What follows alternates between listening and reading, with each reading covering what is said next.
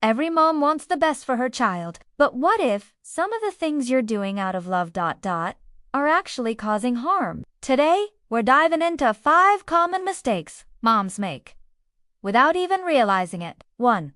Overprotecting equals underpreparing. By shielding your child from every possible discomfort, you might be stopping them from learning how to handle life. They need small challenges to grow strong. 2.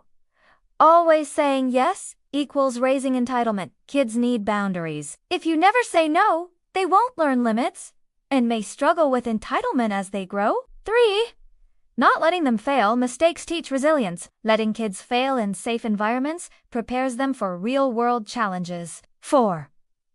Overstimulating with screens. Excessive screen time affects attention spans and emotional regulation. Sometimes, boredom is healthy. 5.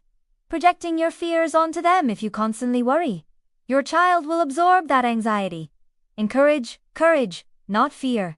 Every mom makes mistakes, but being aware is the first step to doing better. If you found this helpful, don't forget to like, share, and subscribe for more honest, real-life parenting tips.